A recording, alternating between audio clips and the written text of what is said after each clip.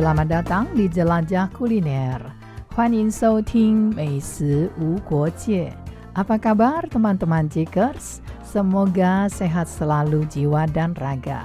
Hari ini kita menyambung tema pekan lalu tentang abon Indonesia dan abon Taiwan. Saya Maria Sukanto mengajak Anda selama 10 menit menjelajahi kuliner. Abon menjadi legenda dapur, suatu kesalahan indah yang jadi sejarah. Sejarah kuliner seringkali tidak lahir dari kesempurnaan.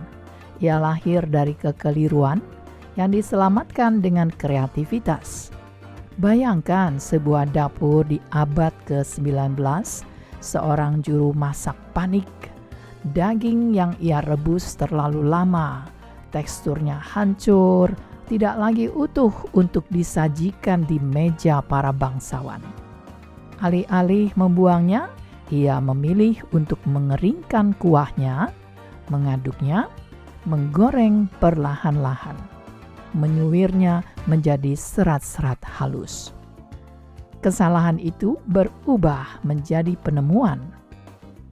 Teman-teman, kita sering lupa banyak makanan terkenal lahir dari tidak sengaja. Seperti roti gosong yang jadi toast, keju berjamur yang jadi blue cheese yang mahal, bahkan keripik kentang yang awalnya protes pelanggan, dan abon. Mungkin adalah simbol dapur yang tidak menyerah. Dalam setiap seratnya ada pesan sederhana. Jika sesuatu terlalu lembek, jangan dibuang. Keringkan, olah kembali, dan ciptakan makna baru.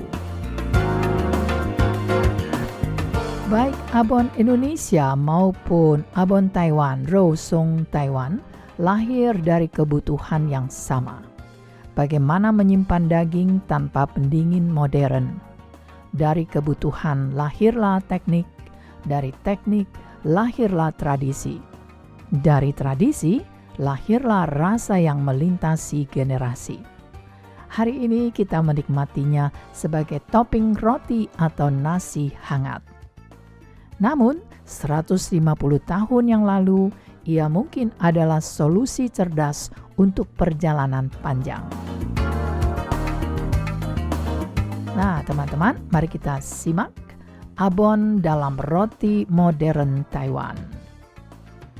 Jika Anda masuk ke toko roti tradisional di Taiwan pada pagi hari, aroma mentega dan gula akan menyambut Anda. Di antara deretan roti manis, roti keju, dan roti sosis, ada satu yang hampir selalu ada, yaitu roti bundar atau roti lonjong memanjang yang lembut. Di atasnya bertaburan serat daging halus berwarna coklat muda. Itulah Rousong Mianbao, roti abon Taiwan. Ini lahir dari perpaduan timur dan barat. Roti sendiri bukan makanan asli Tiongkok, juga bukan makanan asli Taiwan. Ia datang bersama pengaruh barat pada abad ke-19 dan berkembang pesat di Jepang, lalu menyebar ke Taiwan pada masa kolonial Jepang. Namun orang Taiwan tidak sekadar meniru roti barat. Mereka memberi sentuhan lokal. Jika barat punya roti keju dan roti ham, Taiwan menghadirkan roti dengan topping Rousong, abon khas Taiwan. Lembutnya roti susu gaya Jepang bertemu gurih manis abon khas Tiongkok. Sebuah pernikahan rasa lintas budaya. Bagi banyak orang Taiwan, roti abon adalah rasa masa kecil.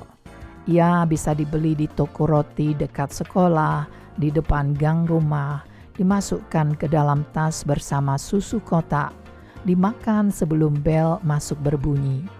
Teksturnya empuk, di tengahnya sering ada lapisan tipis mayones. Di luarnya, Rousong atau abon yang ringan menarik di atas permukaan roti yang dilapisi dulu dengan mayones. Dan ini mayones ala Taiwan, bukan mayones barat. Bagaimana rasa mayones Taiwan? Yaitu condong lebih manis. Nah, bagaimanakah rasanya roti dengan topping rousong atau abon Taiwan ini? Coba bayangkan, gigitan pertama lembut, gigitan kedua gurih, gigitan ketiga kenangan. Sekarang roti abon tidak lagi hanya berbentuk bundar, lonjong. Ada roti gulung abon dengan isian krim asin, roti sobek abon dengan lapisan mentega, bahkan croissant isi abon. Beberapa toko roti terkenal di Taiwan seperti Wu Bao Chun Bakery ikut menghadirkan versi premium dengan kualitas bahan yang lebih tinggi. Namun, versi tradisional tetap bertahan, sederhana, lembut, tidak berlebihan. Ya, mungkin saja suatu saat kelak saya akan mempraktekkan bagaimanakah roti jadul, roti abon Taiwan, versi resep dari Master Wu Bao Chun yang telah saya pelajari beberapa waktu yang lalu. Jadi teman-teman Cikers, nantikan saja ya.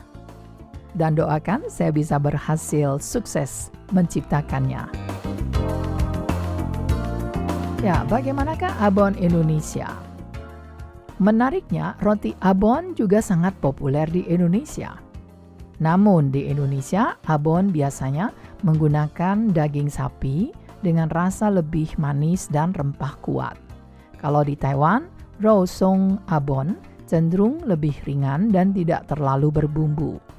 Jika roti abon Indonesia terasa seperti pesta rasa, maka roti abon Taiwan terasa seperti pelukan pagi. Abon mungkin lahir dari kesalahan memasak, namun di Taiwan, ia menemukan rumah baru di dalam roti. Dari dapur abad ke-19 hingga rak toko roti modern, dari makanan pengawet perjalanan hingga camilan sarapan sekolah. Roti abon bukan sekadar makanan. Ia adalah cerita tentang adaptasi budaya dan mungkin di balik setiap taburan rousong abon yang ringan, tersimpan satu pesan sederhana. Tradisi tidak harus diam. Ia boleh masuk ke dalam roti dan ikut berjalan bersama zaman.